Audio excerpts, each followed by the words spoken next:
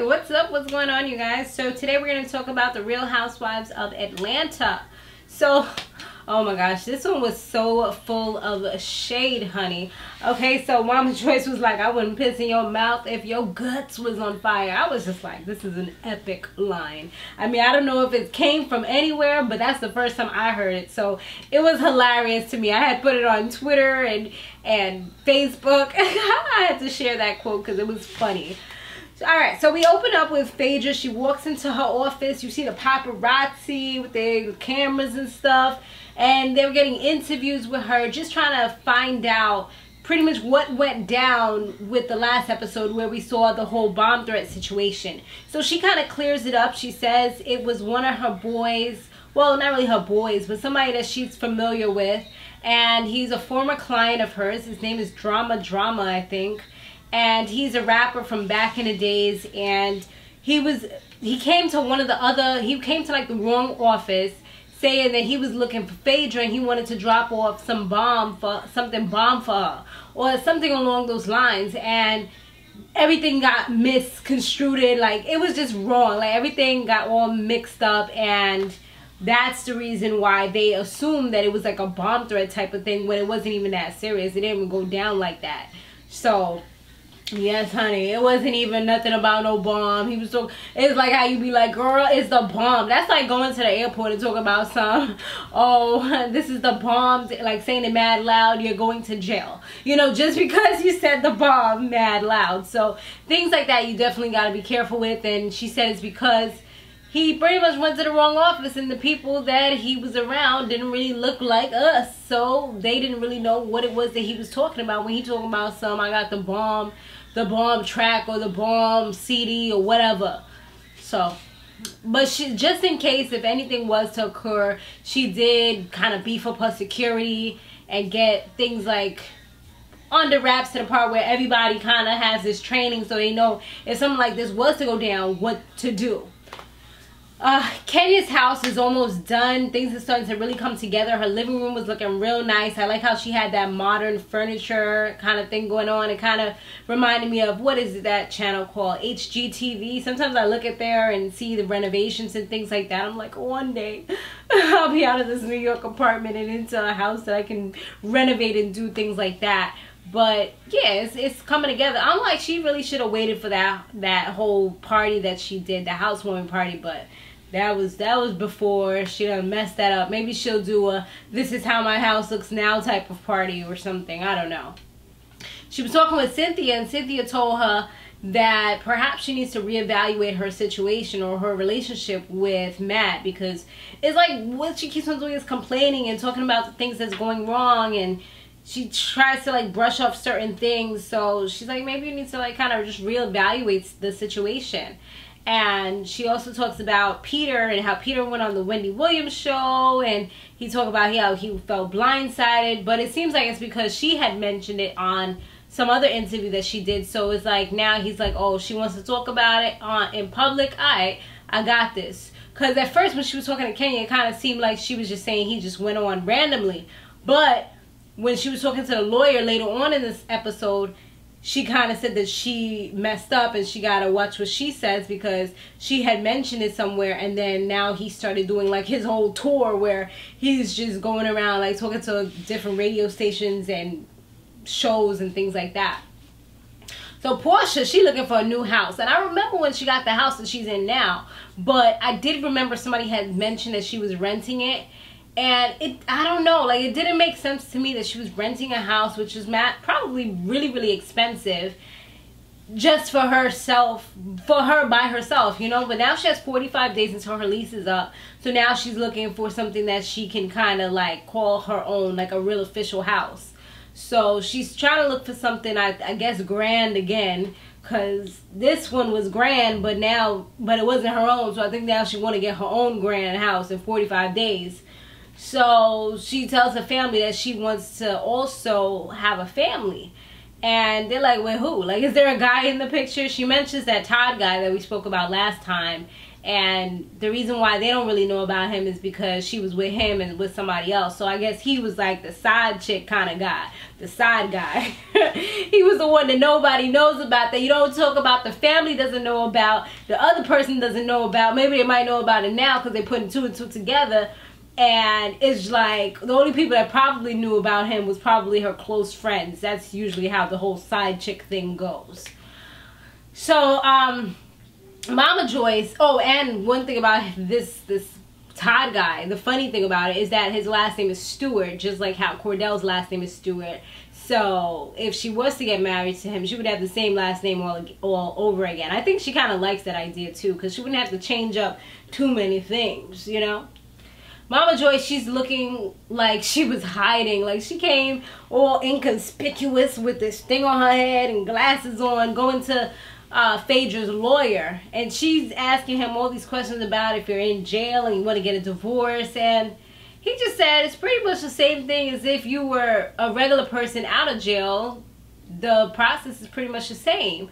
Like he didn't really confirm or deny too much. He just kept it kind of neutral, and he didn't say any names.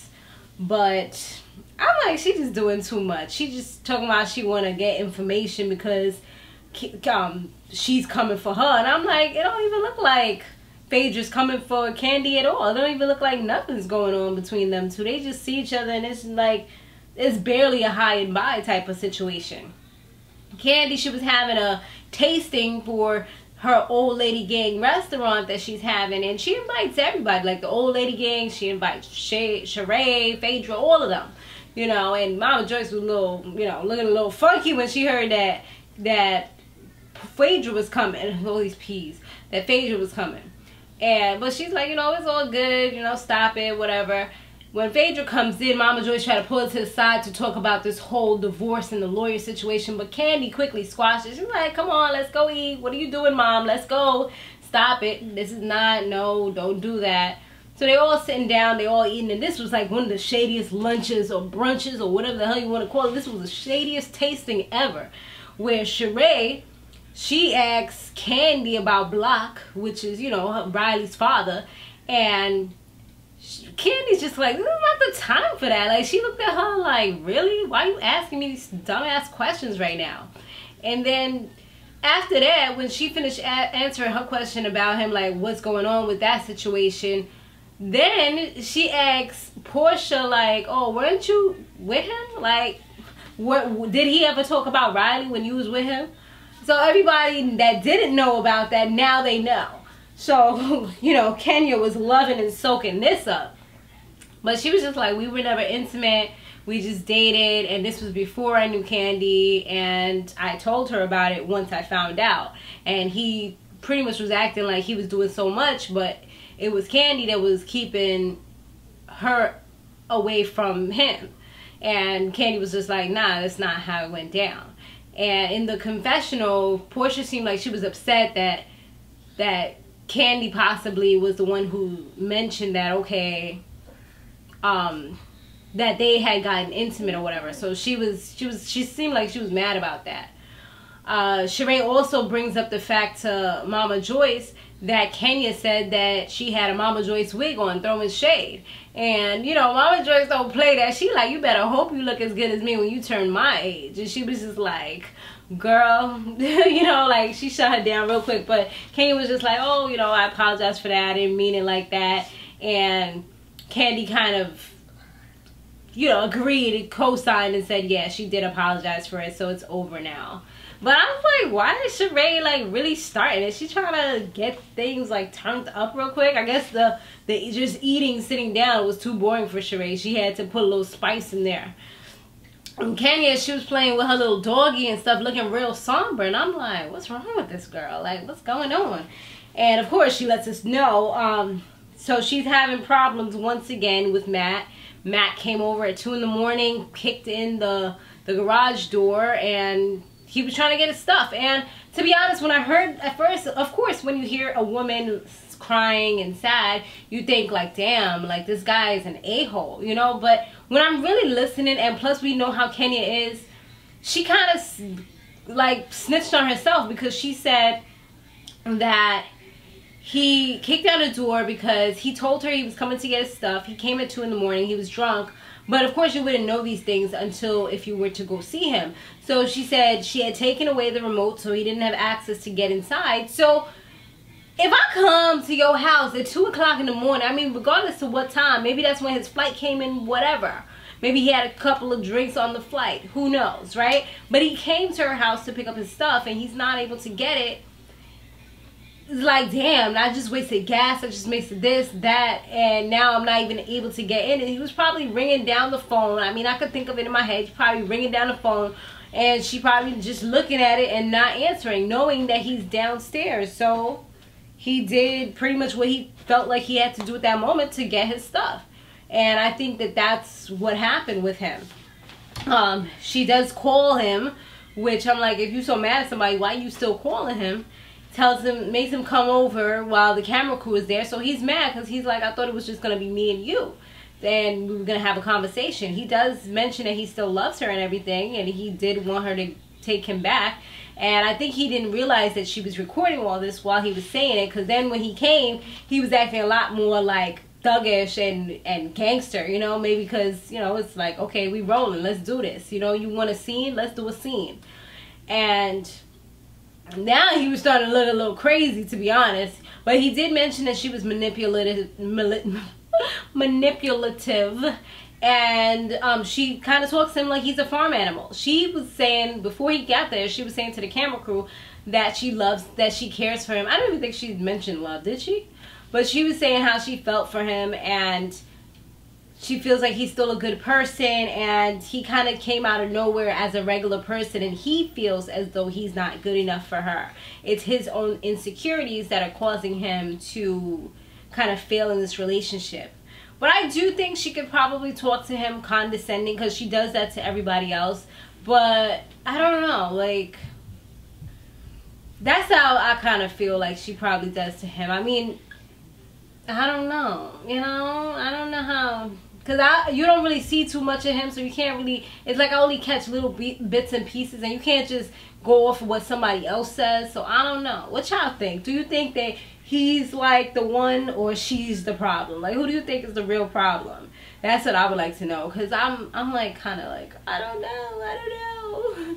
I'm like up and down with that. But that was pretty much the whole entire episode. If you guys, you know, want to input, comment down below. And I look forward to seeing your comments. Be sure to check out my other channel as well for my storytime videos. Okay, guys? Stay fabulous, live free, and soar limitless. I'll see you in the next one.